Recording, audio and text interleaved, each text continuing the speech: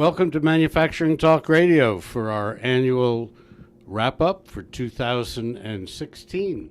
Tim Grady and I. Tim is in Atlanta, and I'm here in New Jersey. Good morning, Tim. How are you? How are you doing, Lou? I'm doing great. For those who haven't watched our shows before, what you're watching is something new that we haven't done too often. You may wind up seeing it more frequently, just to get a better feel for the two characters that are doing Manufacturing Talk Radio. So that being said, we are going to be talking about our past year, not only the Manufacturing Talk Radio year, but we're going to talk about the guests that we've had and thank them accordingly. And Tim, why don't we start out with that? Absolutely, Lou. I absolutely want to thank our associate producer, Linda Hopler, who has been key in helping us put the shows together. Our chief engineer, Craig Rovier, who's actually behind the camera as we speak. He does all of the engineering for the show. Our social media group, including Michael Womack, who you've probably read some of his articles online if you've been to mfgtalkradio.com. And we also have our great senior correspondents out in the field. We have Chung Wang over in China, Royce Lowe, who is over in France and covers the EU and the UK for us, Norbert Orr, who is with a group called Strategis Research Partners. Strategis is up in the New York area, and he does the PMI industry surveys for countries around the world and areas of the United States. Very interesting subject matter. And Chris Keel, who is a noted economist. He's with Armada Corporate Intelligence. He's on the show once a month. And finally, and not the least of all, is Adriana Stanford, who has been our legal expert on comparative international law and business ethics. She's written 2 books on the subject. We'll be doing some more things with Adriana in the future. So that's kind of our crew if you wanted to visit Manufacturing Talk Radio. And then, Lou, we've got a lot of people in the industry to thank who've helped us put these shows together. We sure have. One of the things that Tim and I did right from the very beginning in November of 2013, we had associated ourselves over a period of time with a lot of the manufacturing and advocate associations around the country. We have ISM, the Institute of Supply Management, who actually has a half-hour show with us once a month to give the report on the PMI from the Institute of Supply Management. That's Brad Holcomb, which Tim just mentioned. But we have to thank Tom Derry for all of his help and cooperation, and we've even been to several of their annual conventions, and we've met and interviewed Tom quite often. Additionally, we have Tony Nieves from Institute of Supply Management also. He reports on the non-manufacturing report. Comes out a couple of days after the business report does. And one thing that we've learned about his reports is that there's more manufacturing in non-manufacturing than one would believe, which is what really brings our manufacturing GDP numbers up to about 33% of the total GDP. So that's an interesting number for you folks. Additionally, we have ML Peck, who has been she's vice president, and she's also been extremely helpful for MTR, and we wish to thank her as well. And of course, we can't leave out Christina Cahill, who is Brad Holcomb's handler, if you will, for lack of a better title for the moment. So again, Institute of Supply Management, we tip our hats to you. And Brad Holcomb, somewhere around 60 shows, you'll probably get a yellow jacket. Tim? We also have the Manufacturers Alliance for Productivity and Innovation. They're known as MAPI.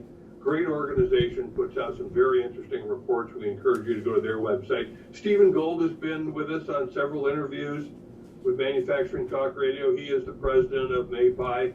Cliff Waldman and Dan Mextroff have both presented with us, talking about the quarterly forecast and some of the reports that they write on a regular basis. So we certainly would encourage people to go to the MAPI website and enjoy all of the information that they've got packed in there.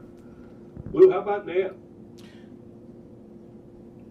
NAM? National Association of Manufacturers. Jay Timmons, President and CEO of NAM, has also kind of embraced us as a positive voice to the manufacturing sector. So we tip our hats to Jay. Robin Borsling, she's Vice President of Infrastructure, Innovation, and Human Resource Policy at NAM. She also has supplied us with a lot of information that we could use when talking with manufacturers and talking with NAM interviewees.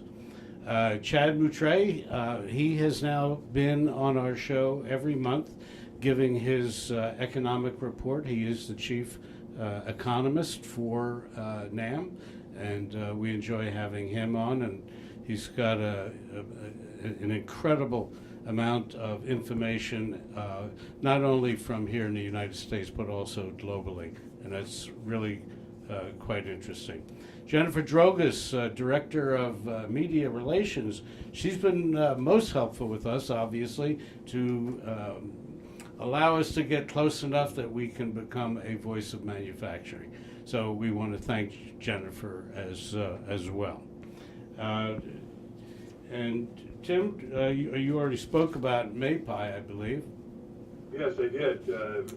Next up really is Margot Dorfman, who is the CEO of the U.S. Women's Chamber of Commerce. That's another terrific organization located in Washington, D.C.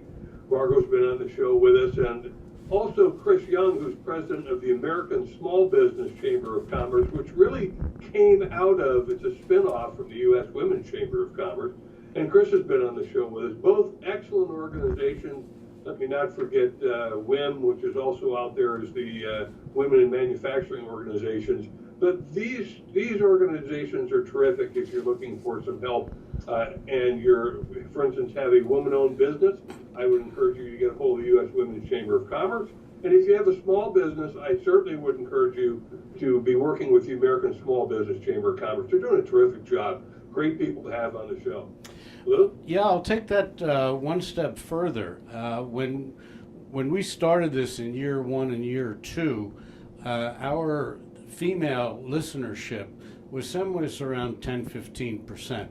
And we made a concerted effort with help from some of these women's organizations where we wanted to boost it up. Women certainly are entitled to be sharing the market with the men, and sometimes they're even smarter, so my wife tells me. Our listenership now is at 42%, which is really an incredible number considering the population is 47%, and not all of everybody is in manufacturing. I think only a third. Is that right, Tim? Yeah, that's about right. A third of the people are in manufacturing, and 40% or more of that 30% is on our listening to our show and reading our news and so on. So that's something that we planned on, and we've accomplished it, and we do fortunately have great relationships with many of the women organizations. So I just wanted to throw that in, Tim. Sure, and by the way, for our listeners, Lou and I look at manufacturing a little differently in terms of how we count numbers. A lot of people measure manufacturing as the production floor, and that's how they look at manufacturing. It's right. What they can measure from on the production floor. And that's the employee count, and that's the GDP numbers, and that's the 11-12% of GDP that you hear of. But there's a lot of manufacturing upstream and downstream from that. All the research and development, all of the engineering, all of the management. That's all, to us, that's all part of manufacturing. I realize GE's into a lot of things, but at the end of the day, they're a great big manufacturer. Boeing is a great big manufacturer. But if you only measure the GDP or the head count on the shop floor, I'm not sure you're getting a true picture of manufacturing. So when Lou and I talk about a third of people are employed in manufacturing, we're looking at everything from the C-suite CEO all the way down to the folks on the loading dock. that to us is all manufacturing. So that's why our numbers are different than the 11-12% that you may hear in the news. We also have a relationship with the American Gear Manufacturers Association. We've had Matt Corson, who is the president of the organization, and we are actually advertisers of their organization. And American Gear Manufacturing is a small organization, but very important. If we didn't have gears, we wouldn't have a lot of the things that we ride around in today or fly around in today. So it's wonderful being involved with these folks as well. We also have Reshoring Initiative. Harry Moser. A conference wouldn't be a conference for manufacturing if Harry Moser wasn't there. He pops up in some of the most unlikely places, and we bumped into him all over the country. A great guy, knows his stuff, gives out a lot of good information, and is involved in the Reshoring Initiative, bringing manufacturing jobs back to America. So, hi, Harry. The Alliance for American Manufacturing. Scott Paul is one of the brightest people and one of the most interesting shows that we've had. I highly recommend that you go to those shows. As a matter of fact, Tim and I haven't mentioned it yet, but I think that Manufacturing Talk Radio, mfgtalkradio.com, we've got over 170 shows going back to November 4th of 2013. So take a listen. There's some very interesting things there. Not only that, I also have been doing interviews on radio, AM and FM radio stations around the country. And we have, I don't know, somewhere around 25 or 30 discussions of various topics that the various stations wanted to speak about, everything from election to reshoring to XM Bank and so on and so forth. Tune into those. Some of them are pretty interesting. That said, by the way, Tim, in case you thought you were going to get away with this, you're not. I know Tim 22 years. I've always wanted to see what he would look like with a mustache. So catch this, folks. There's Tim with the mustache. Good. He doesn't understand that when I was in high school, I had very close to mutton chops. My mother objected strenuously. God rest her soul. Well, in case, just so you thought you were singled out, here's my octopus mustache for Lou. I don't know if that works. Does that work? Not well. Okay, enough horsing around. Well, let me talk about our friends in the federal government, if you can have friends in the federal government. You know, I think a couple of the departments of the federal government, like the IRS, give all of it a bad name because they're sometimes less than friendly from that particular group. But there are some terrific people who've been on our show that we want to thank in particular. And by the way, we want to reach out to any senator, any congressman, congresswoman, congressman who would like to be on our show to talk about manufacturing in their district. We would love to have you on. We've had Congressman Rodney Blum on the show. He's a Republican from Iowa, and he talked to us about what's happening in Iowa. We've had Congresswoman Debbie Dingell on the show. She's a Democrat from Michigan. She has done a terrific job talking about the XM Bank and what's happening there.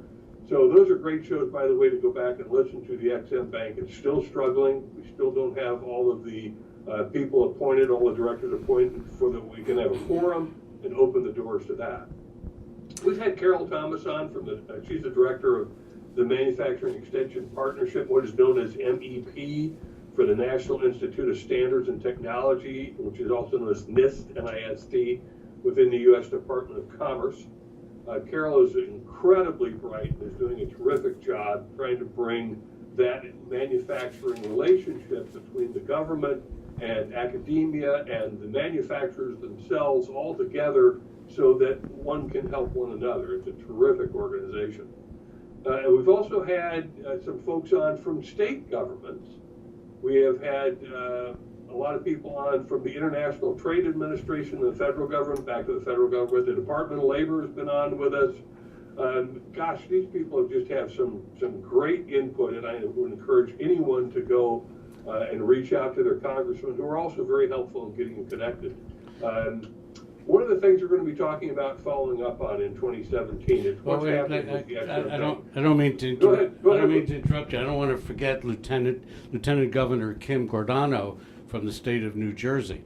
She was gracious enough to give us probably a 20-minute interview at an NJIT event, and really an amazing lady. Don't know, she may wind up running for governor yet here. So the word is. Well, so go ahead and mention the other people we've had on from various state governments around the country. Well, we had John Kennedy is part of NJIT. He's the CEO and president.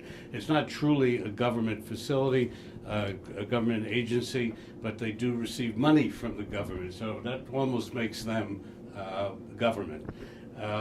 We also had Todd Birch, the Office of Apprenticeship, which is from the Connecticut Department of Labor. And he was also extremely knowledgeable, extremely passionate about manufacturing in their state. And as you know, Connecticut is a very large, and probably the largest industry in the state is, aside from banking and insurance, is the aerospace industry. United Technologies, Pratt & Whitney, Sikorsky Aircraft, they're all up there with all 1,300 aerospace part subcontractors. So that was an interesting show as well. Now, by the way, everything that Tim and I are talking about are things that are on those 170 plus shows. So if any of this finds a fancy for you, by all means go to mfgtalkradio.com. Tim? Well, the other thing we probably should mention, although the federal government is trying hard to correct one of the issues that you have heard us talk about repeatedly over the course of the last 2.5 years, you'll hear it again in 2017 because it's not resolved, and that's the skills gap. I'm afraid that the federal government, at least as Lou and I look at it, is kind of a behemoth that is having a difficult time helping at the local level, trying to get the skill set built up. Lou, I think you have one of the right solutions, and that's the state government. Yeah, it seems as though the feds have not had strong interest in manufacturing. They actually do certain things that are anti-manufacturing in this country, which we'll get into a little bit later. But yeah, I believe, and it's sort of proven itself to be, that fixing the skills gap, fixing apprenticeship programs, fixing the employment issue is clearly a local issue, state and local. You also have the community colleges within those states that are working with the governments. The governors have done a very good job of giving incentives to companies to come to their location, to their state, and to do training programs, and it's been really working out very well. Now, the German methodology is what they call a dual educational system, where 2 days a week, every student, man, boy, girl, woman, they all have to take 2 days a week of vocational training. The other 3 days are all the liberal arts training. And they find that the unemployment for kids coming out of school is 1/4 the unemployment of the same age group here in the United States. So it must be doing something good. Tim? Right, yeah, they are doing a terrific job. I also want to mention that we've had some people on the show, brilliant folks from academia. We have had Dr. Gail Tennant-Spock on the show. She's the Associate Vice President of Continuing and Distance Education at the New Jersey Institute of Technology. Bright person, has helped put together some terrific programs that we have participated in at the campus. I have to tell you that of all of the institutes of technology around the country, we would like to talk to more of them. We certainly invite them to contact us to be in the show. I will tell you that NJIT in Newark, New Jersey is doing a terrific job in that world of manufacturing, trying to bring people up to speed to fill the skills gap. Great job. Ray Vicari, who's the director of Advanced Manufacturing Talent Network, known as Manufacture NJ, a program hosted by NJIT. It's actually funded by the New Jersey State Department of Labor and the Workforce Development. Terrific organization, and Ray's been with us on a couple of occasions. We've had a great chance to talk to him and find out what his group is doing. So we're always interested in what is happening really for the manufacturer to solve this skills gap issue, because it's a real problem. When Lou and I first kind of got into it, it looked like it was interesting numbers, but was the problem real? And the more we dig into it, the more we realize it's a very big issue. We've also talked with Ian Trammell, who's executive director of Megaforce with the New Jersey Innovation Institute. That happens to be an NJIT not-for-profit corporation in pursuit of economic development and transforming intellectual capital into commercial success in healthcare delivery systems, biopharmaceutical production, civil infrastructure, smart cities, some cool stuff happening there, defense and homeland security, and financial services. So that they happen to be at njii.com. I would ask you to check them out. Lou, you mentioned before the German philosophy of handling apprenticeship program. Right. You were at the German embassy. I was. We were invited there, and it was a international panel from educators from Germany and educators from here in the United States, and there were several people from NJIT there as well. And it was about an hour and change discussion on the two different educational systems and how the German methodology could help the U.S. educational system.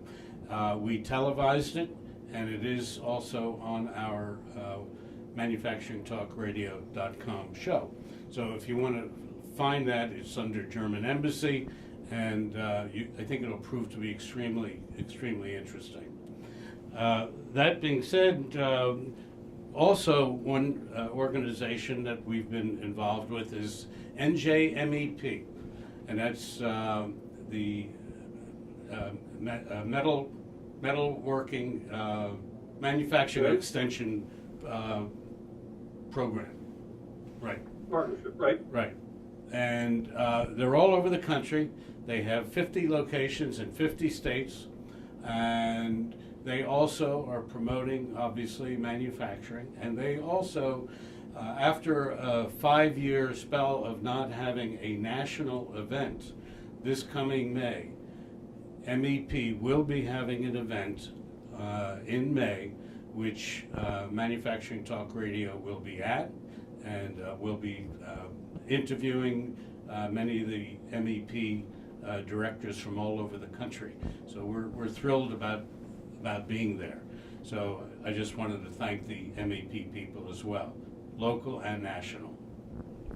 Tim? Well, why don't we talk about some of the top 10 shows that we've had in 2016, and I know one of them that was near and dear to both of our hearts was the what we call the Prison Slave Labor Show.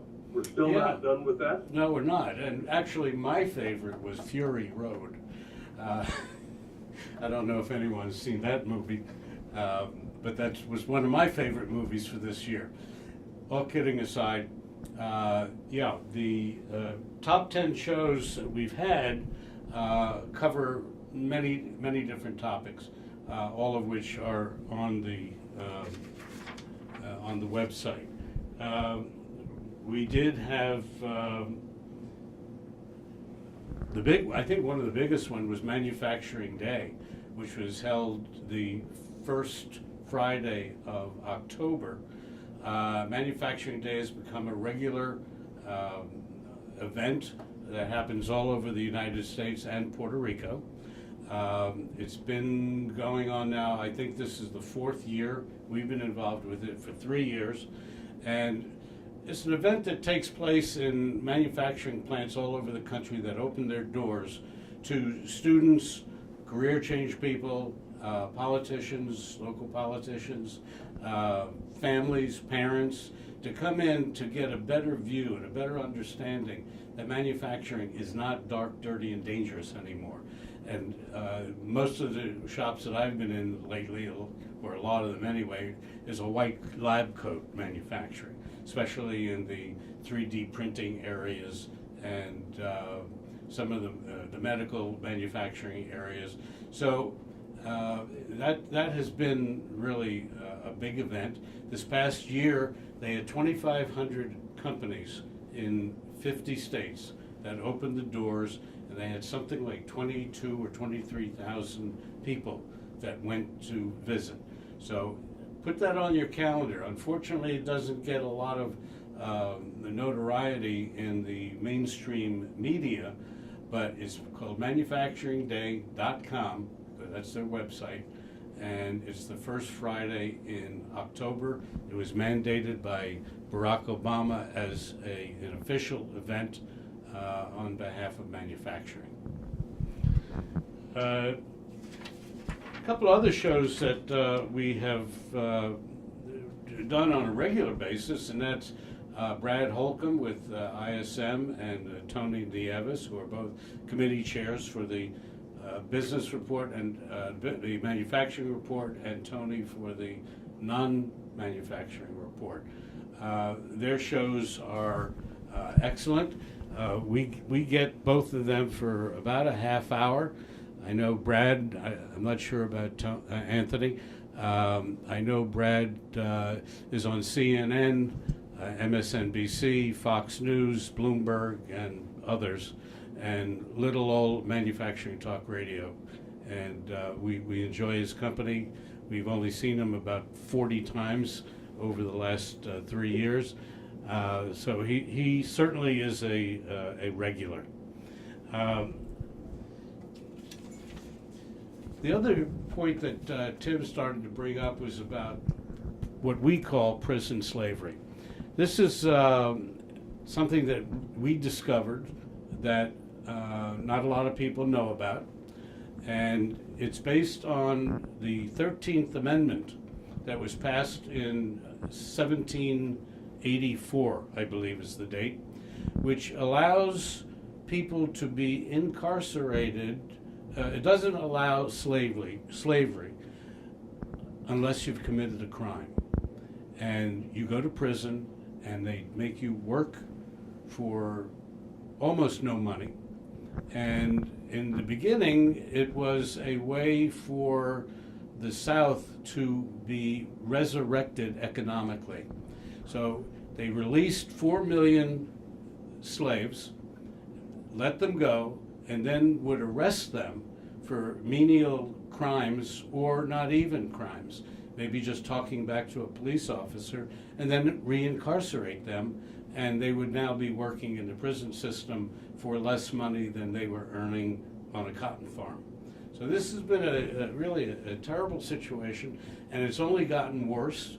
And now we have private prisons. We have Federal Prison Industries. We have CCC, which is Correction Corporation. Forgot the third letter, but it's CCC. And matter of fact, a new movie just came out, a documentary called 13th. It's 13TH. For right now, you can only get it on Netflix. I happened to watch it last night. It's an hour and 40 movie, and it's quite startling. It takes you from Civil War time up until the election, this recent election. So it's certainly something worth watching and seeing that our criminal justice system really needs a major overhaul and a major fix. So we are talking about having one more show on it, and we'll see if we can get somebody from 13th to be a spokesperson for that documentary. So, now, the reason that's an issue for Lou and I is we're Manufacturing Talk Radio, and what you may not realize is that what the Federal Prison Industries is doing under a corporation called Unicor, UNICOR, is that they are using these prisoners to create products and provide services that compete directly with the manufacturing industry. We have had folks on the show who have either let employees go, knocked out entire departments of their company, shut down their manufacturing plants, or gone bankrupt because they can't provide the same product or the same service at the same cost of Federal Prison Industries or Unicorn. So we're allowing what was originally designed as a program to train up inmates so that when they went out they would have a skill for a job, great idea, into a direct competitor to our manufacturing plants, particularly in apparel. They've almost destroyed the apparel industry in this country, so that they're losing contracts, even contracts to make products for the military that manufacturers used to make, that now Unicorn Federal Prison Industries is manufacturing. So that's why it's an issue for us. We think it's being used in the wrong way. And part of that is they're saying, oh, we're training these individuals, these inmates, so they have a skill when they go on the outside. Well, most of apparel has moved to Malaysia, Brunei, China, Vietnam. Where are they going to go to get a job? I mean, I think it's going to take a one-way plane ticket for them to find employment in manufacturing. So we've got kind of a bone in our craw about this issue, and unfortunately, because it's really about $2 to $3 billion of GDP. It's not a big number. It's not a huge employment issue. It is what's the right thing to do issue. So, Lou and I are a little emotional about, is this the right thing to be doing with these individuals and with manufacturing? And we don't think it is. Well, just to throw around some numbers, I don't know if we mentioned it, that the salaries that the inmates are getting for doing skilled or semi-skilled work, replacing employees from manufacturing companies, are earning anywhere from 16 cents to $1.25 per hour. Meanwhile, they have to do things. If they want to make a phone call, it costs them something like $8, $9 a minute. And these private enterprises, according to the documentary that I did see on the 13th, last year was $1.7 billion net profit. Net profit. And then they claimed that they're training inmates to learn a new profession, and it's just not true. And we're quite passionate about it, and we're quite aggravated about it, and we are still working on it. I don't know if we can make a dent, but the only thing that I know is that a lot of you never heard of it. We never heard of it a year ago, and it's just getting worse, not better. Our criminal justice system must be reformed. We now have 2.3 million people in jail. 40% are black, 15% Latinos, and certainly disproportionate to the population of those two groups. So this you'll hear more about it from us down the road. Yeah, by the way, we have a request out to Federal Prison Industries. We've asked Unicorn to be on the show. We have sent a Freedom of Information Act request to them that was soundly ignored. They're obviously ducking the issue. We have heard some off-camera comments that they can compete with any manufacturer in the country that they want to, and there's nothing the manufacturer can do about it. So think about that one as we go into 2017. And keep in mind that this was passed by the government, the U.S. government. It was, quote unquote, improved by Franklin Roosevelt. Improved meaning he made it even stricter, that they can now do private manufacturing. And the companies that we know of who are doing manufacturing through federal prison systems, Unicorn and CCC, companies like Walmart's, Target, Victoria's Secret, and obviously they're bringing the jobs back from overseas because it's cheaper here when you allow a prison slave perform the manufacturing. terrible, terrible thing. So Lou, what else have we got that was hot in 2016? Well, let's see. We talked about new technology and old technology. And I don't know for sure if Tim knows what I'm talking about.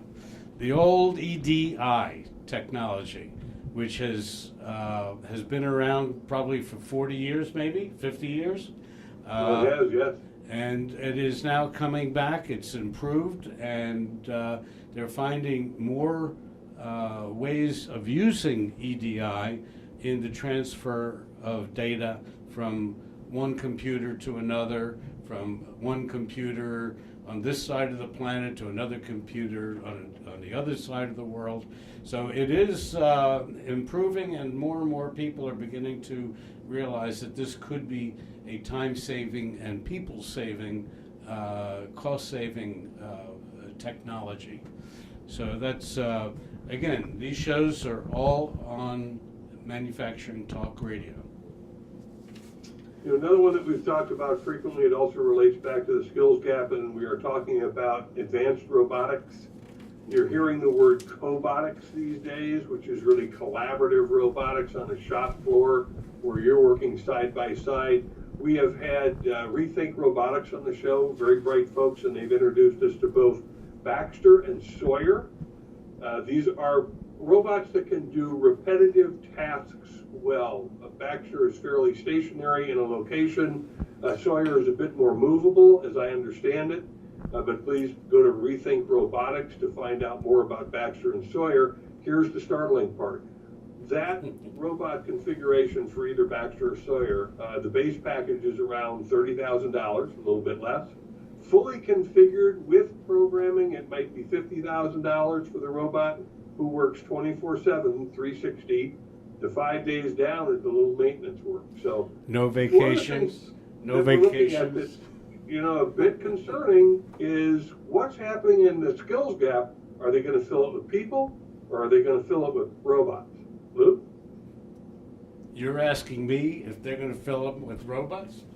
No, No, what's going to happen? For the next topic. There was an old sci-fi movie where robots started manufacturing robots and then created an army and took over the world. If that's going to happen, I don't think that's going to happen for millenniums. So I'm not going to worry about that. Some of you millennials might want to worry about it. All right, we have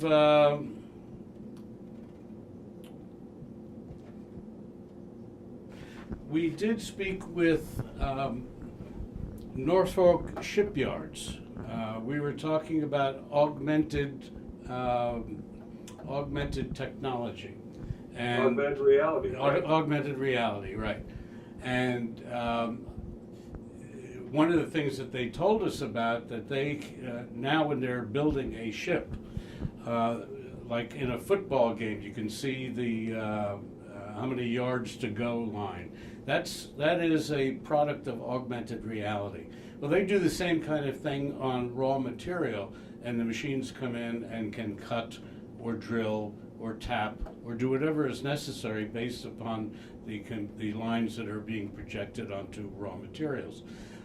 One of the things that really shocked me was that in using augmented reality at Newport, they can inspect the final inspection on a ship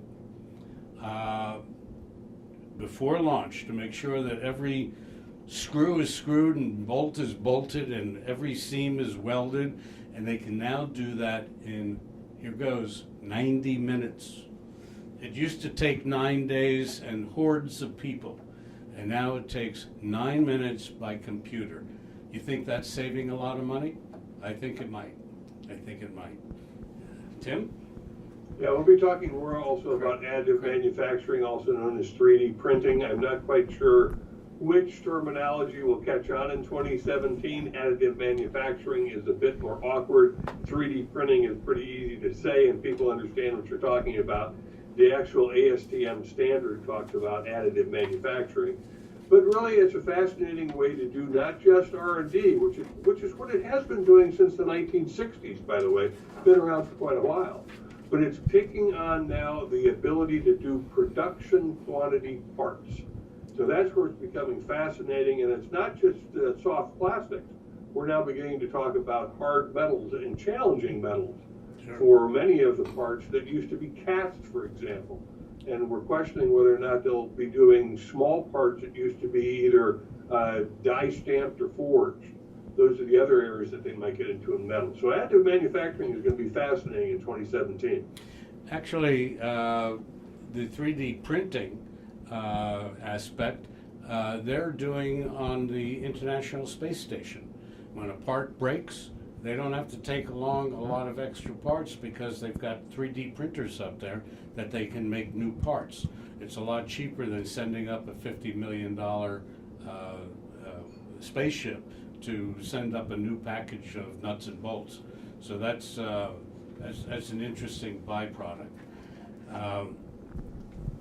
Also, I did want. I think I did mention about MEP. I want to go back to that. Yep. Yeah. I just wanted to make sure I mentioned them. And if you're another area that's going to be fascinating in 2017 because of cloud computing and so many more companies and individuals putting their data up on the cloud. Here's something that you may not be aware of.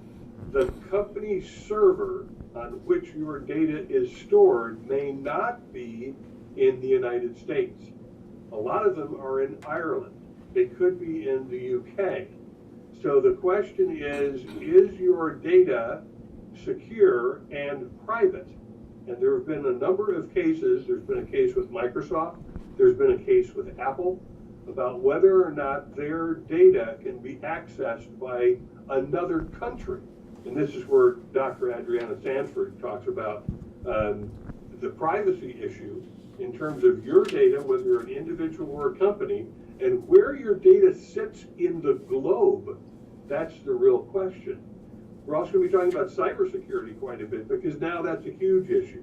I mean, if you can hack the Nest heat controller or air conditioning controller in your home, I'm not saying that's been done, but to turn your temperature up and down without you being there, they're hacking all kinds of things as you've read in the news.